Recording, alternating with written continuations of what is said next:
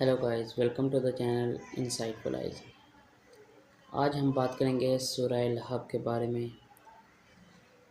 कि वो कब नाज़िल हुई और क्यों नाज़िल हुई, किसके बारे में नाज़िल हुई। चलिए शुरू करते हैं आज की इस वीडियो को। ये बात है कुरान की। ये कोई कुरान नहीं है, ये बस झूठी शायरी है, मोहम्मद की शायरी।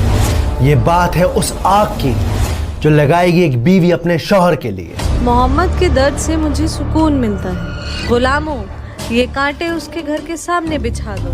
ये कहानी है उस इंसान की जिसने रसूलुल्लाह को भरे बाजार में रुस्वा किया। मक्का वालों, इसकी बात मत सुनना, ये मेरा भतीजा मोहम्मद है और ये दीवाना है, दीवाना। वो देखो पागल आदमी।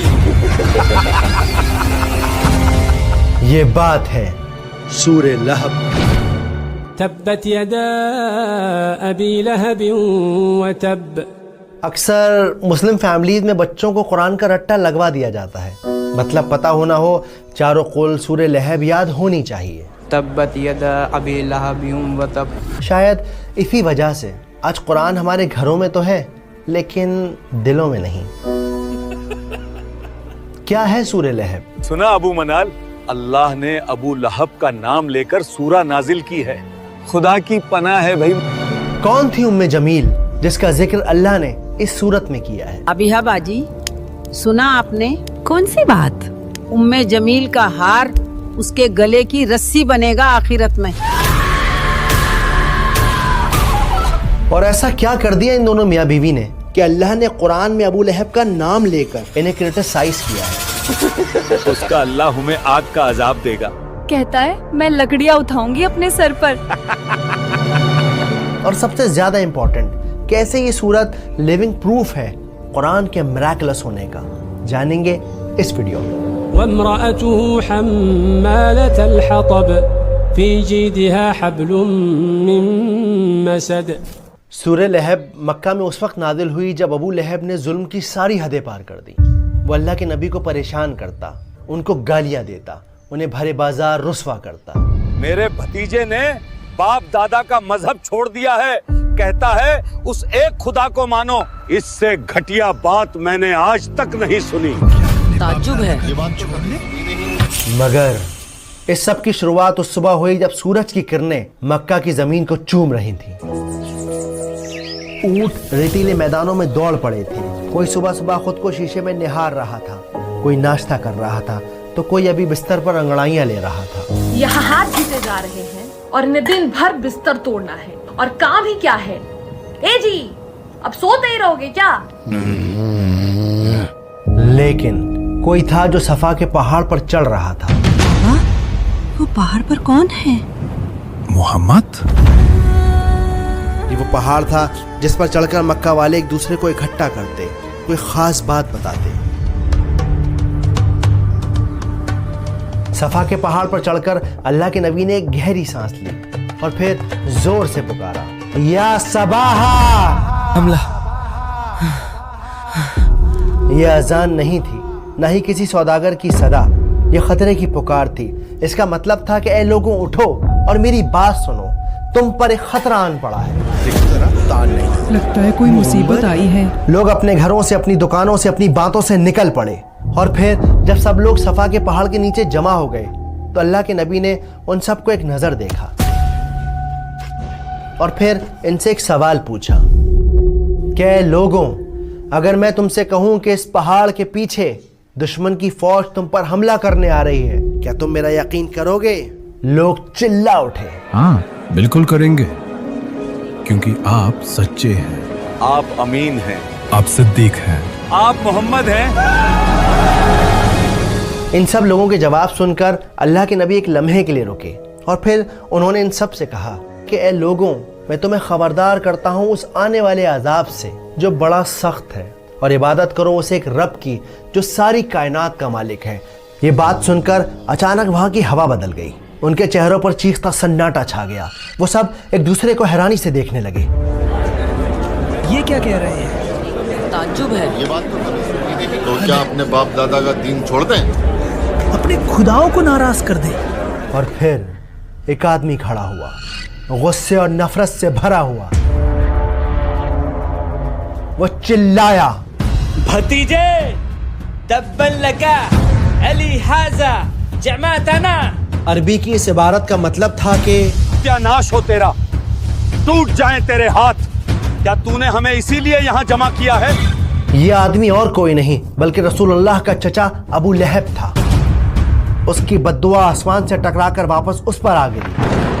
उसके नसीब के पन्नों में जहन्नम का अजाब हमेशा के लिए लिख दिया गया। लेकिन अल्लाह ने अभी अपने नबी को ये बात नहीं बताई। स्कॉलर्स कहते हैं कि अगर ये सूरत इस वक्त नाजिल हो जाती तो मक्का के लोग कहते उस पर कैसे भरोसा करें, वो अपनों की बुराई करता है। असल में उस दौर में मक्का में चाचा का दर्जा बाप के बराबर होता है, स्पेशली जब सगे वालिद का इंतकाल हो चुका हो। वक्त गुजरता रहा, अल्लाह के नबी जगह जगह घूम घूम कर एक अल्लाह की इबादत करने का मैसेज पहुंचाते रहे। लेकिन अबू लहब वो आप सल्लल्लाहु अलैहि वसल्लम के पीछे पीछे जाता। अब ये कौन सी नई शायरी ले आया है? यहाँ तक कि वो बाजार के शरीर लड़कों को मोहम्मद सल्लल्लाहु अलैहि वसल्लम के पीछे लगा देता और उनसे कहता कि इनको पत्थर मारो, मारो मारो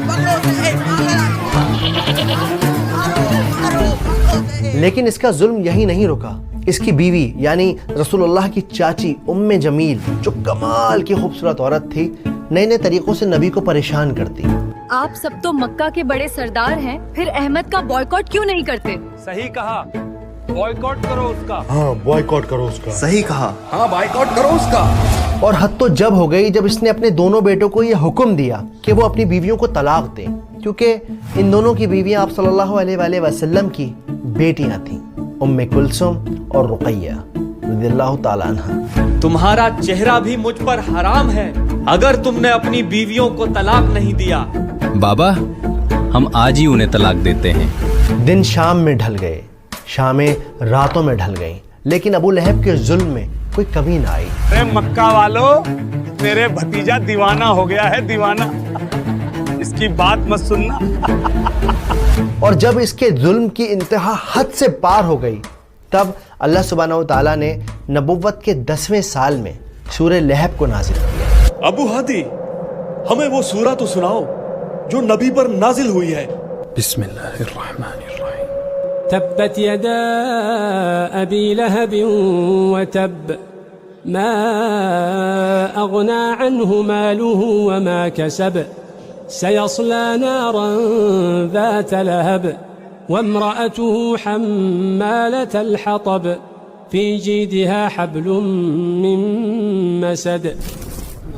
आइए अब इस सूरत को सिनेमैटिक अंदाज से समझते हैं, आसान तरीके से। तो पहली आयत है तब्बत यदा अबी लहब व तब।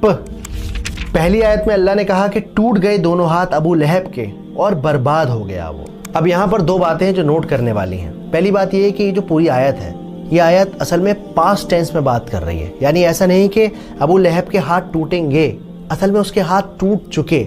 जिस लम्हे उसने नबी पाक की शान में गुस्ताखी की, उसी लम्हे उसके हाथ टूट गए। तो ये काम 100% हो चुका है, उसके हाथ टूट चुके हैं। लेकिन अबू लहब फिर भी बाज ना आया। जब ये सूरत नादिल हुई तो वो लोगों से कहता, वो कहता है मेरे हाथ टूट गए। कहाँ टूटे मेरे हाथ? सही सलामत तो हैं। हम जंगे बदर के बाद जब आप सल्लल्लाहु अलैहि वसल्लम की ज़िंदगी को देखेंगे, तब हमें पता चलेगा कि कितनी बुरी तरह वो मरा और किस तरह से आयत बिल्कुल सच्ची साबित हो गई। अब यहाँ पे नोट करने वाली दूसरी बात है, बहुत इंपॉर्टेंट बात है, कि हाथों की ही क्यों बात हो रही है। ये क्यों कहा जा रहा है कि हाथ टूट गए? ये क्यों नहीं कहा जा रहा कि सर टूट गया, पैर टूट गया, हार्ट फेल हो गया? क्यों नहीं कहा जा रहा? मैं कहता हूँ इसके लिए ना आप ये सीन देखिए।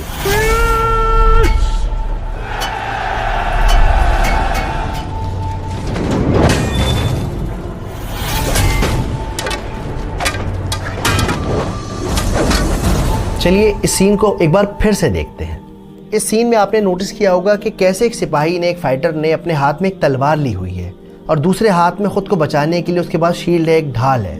तो अगर किसी इंसान के दोनों हाथ टूट जाएंगे तो क्या होगा? ना तो वो वार कर सकेगा और ना ही अपना बचाव कर सकेगा। तो फिर इन दी एंड आप बर्बाद हो जाओगे, ख़त्म हो जाओगे और अगला हमला फिर आप ही के ऊपर होगा।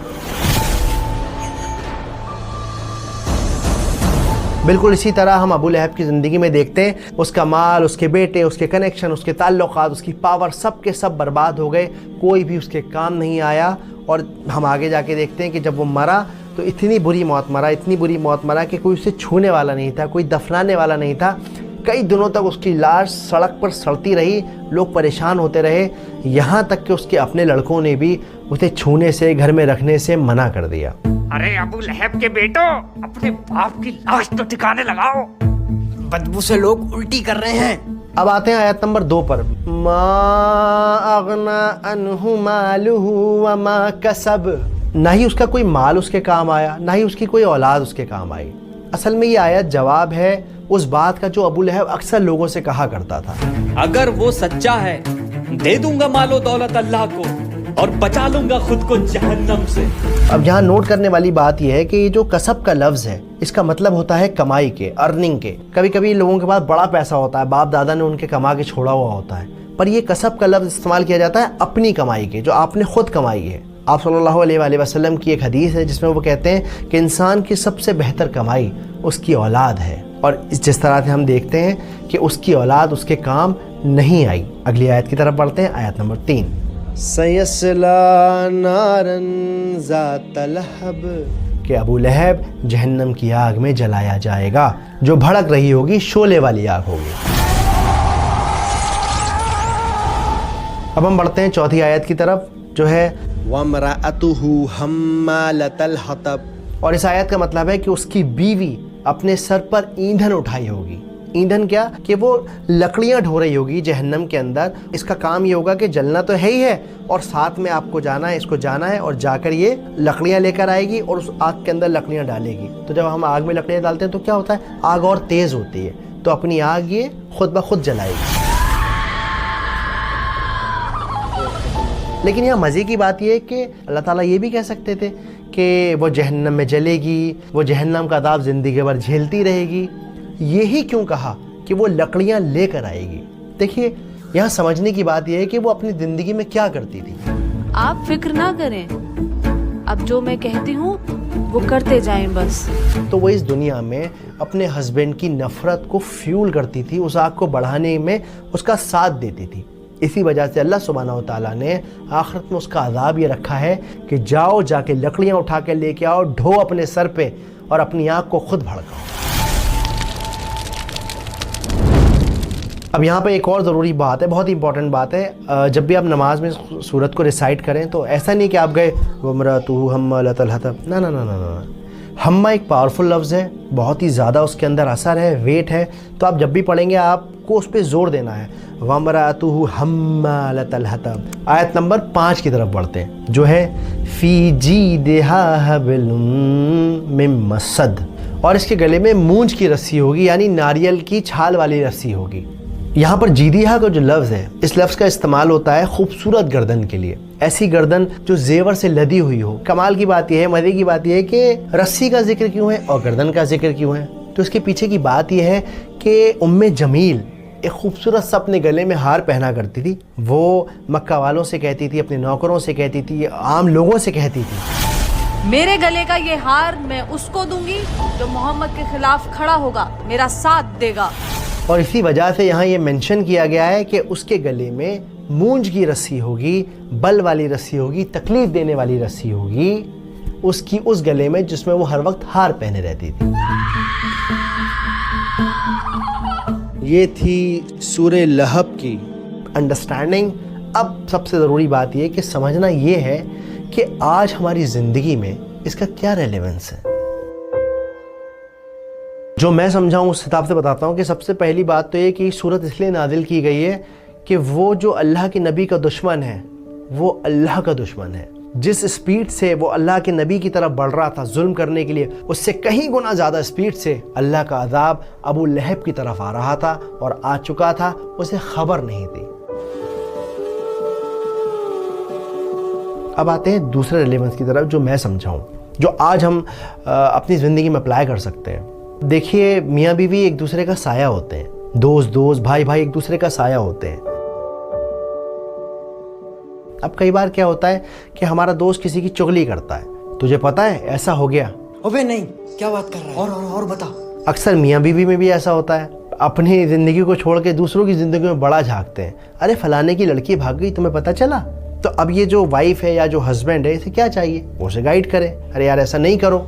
लेकिन हम लोग क्या करते हैं, खाली भागी है, अपनी माँ का जेवर तक ले गई है, उस बात में और लुकमा लगा देते हैं, उसको और फ्यूल करते हैं। तो याद रखिए कि जब आप बुराई का साथ देते हो ना, तो जो काम बुरा करने वाले का है वही अंजाम उस बुराई को इनिशिएट करने वाले का है, बढ़ावा देने वाले का है, आइडिया देने वाले का है। उम्मीद करता हूँ कि बात समझ आई होगी, वीडियो पसंद आई होगी। इसके अलावा आपसे एक गुजारिश है, एक इल्तिजा है, एक रिक्वेस्ट है कि अगर हो सके तो हमारी इस कम्युनिटी को ज्वाइन कीजिए। अक्सर लोग पूछते हैं, भाई आपकी वीडियो देख के बड़ा अच्छा लगा, ऐसी वीडियो और बनाइए, अगली वीडियो कब आ रही है? मैं अकेला बंदा हूँ यार, नौकरी करता हूँ, फिर थोड़ा सा वक्त चुरा के ये यूट्यूब की वीडियोज़ बनाता हूँ। अगर आप कम्युनिटी ज्वाइन करेंगे तो मैं अपनी टीम को बढ़ा सकता हूं और लोगों को शामिल कर सकता हूं, जिससे हम जल्द से जल्द और ज़्यादा और बेहतर वीडियोस प्रोड्यूस कर पाएंगे। शायद बहुत जल्द हम पूरे कुरान को मुकम्मल करें। अभी मेरा मकसद ये है कि मैं कुरान की आखिरी 10 सूरतें बनाऊं, उसके बाद फिर हम और टॉपिक्स को भी एक्सप्लोर करेंगे। कई लोगों के लिए मुश्किल होती है, तो इस QR कोड को आप स्कैन करके कम्युनिटी को ज्वाइन कर सकते हैं। इसकी कीमत शायद आपके एक वक्त की बिरयानी से भी कम है, शायद आपके एक बर्गर से भी कम है, शायद आपकी एक आइसक्रीम से भी कम है। जज़ाकुमुल्लाह खैर, अस्सलाम वालेकुम। उम्मीद है आपको आज ये वीडियो पसंद आई होगी और आपको इस वीडियो का मकसद भी समझ आ गया होगा। अगर आपको ये वीडियो पसंद आई है तो चैनल को सब्सक्राइब करना और वीडियो को लाइक करना और इसको कमेंट करना ना भूलिएगा। शुक्रिया।